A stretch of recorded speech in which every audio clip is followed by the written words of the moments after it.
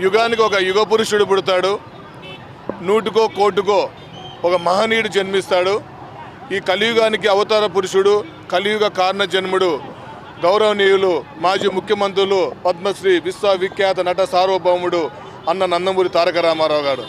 బడుగు బలహీన వర్గాలకే కాకుండా కార్మిక కర్షక మహిళలందరిచే అన్నా అని పిలుపు పొందిన ఏకైక వ్యక్తి, తెలుగు జాతి గౌరవాన్ని, తెలుగు సినిమా రంగాన్ని ప్రపంచం మొత్తానికి చాటిన ఆ కారణ జన్ముని ఇవాళ 29వ నివాళులు అర్పించడం అనేది నిజంగా మరణం లేని జననం అన్న నందమూరి తారక రామారావు గారికి సొంతం.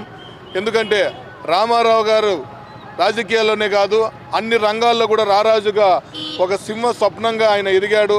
అన్ని వర్గాల ప్రజలతో మన్నలు పొందారు. కుల మత ప్రాంతాలకు అతీతంగా ప్రపంచ స్థాయిలోనే తెలుగువాని ఖ్యాతిని చాటిన ఆ మహనీయుడు మనకు తెలుగు గడ్డపై పుట్టడం అనేది మన తెలుగు వారందరూ చేసుకున్న పుణ్యం. ఎన్ని ఏళ్ళు గడిచినా, ఎన్ని తరాలు గడిచినా అన్న నందమూరి తారక రామారావు గారి ఖ్యాతి, ఆయన తెలుగు ప్రజలు చేసిన సేవ ఎన్నటికీ మనం మరవలేం. ఈరోజు ఇప్పుడే నందమూరి బాలకృష్ణ గారు కూడా ఎన్టీఆర్ ఘాట్కి వెళ్ళి అన్నగారు నివాళులు అర్పించారు. అలాగే అక్కడ మహమ్మద్పూర్లో అన్నింటిలోనూ కూడా బాలకృష్ణ గారు ఇవాళ ముందుండి చేస్తున్నారు.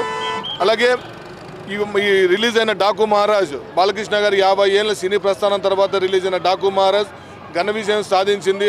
అవన్నీ కూడా మా తారక రామారావు గారి ఆశీస్సులే మా బాలయ్య బాబు మీద ఉన్నాయని.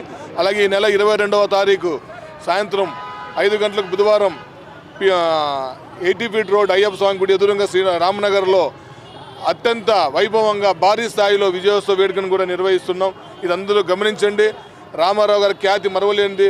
ఈరోజు ప్రతి ఒక్కరూ కూడా రామారావు గారిని స్మరించండి. పాఠ్య పుస్తకాల్లో రామారావు గారి గురించి మరిన్ని విషయాలు చేర్చి భావితరాలకు ఒక మంచి నాయకుడి గురించి అందరికీ తెలియజేయాలని కూడా కోరుకుంటున్నాం. నారా చంద్రబాబు నాయుడు నాయకత్వంలో, లోకేష్ గారి స్వారథ్యంలో తెలుగుదేశం పార్టీకి మా ఊపిరి ఉన్నన్ని రోజులు రామారావు ఆశయాల కోసం కొనసాగుతారు. జోహార్ ఎన్టీఆర్, జై బాలయ్య, జై జై బాలయ్య.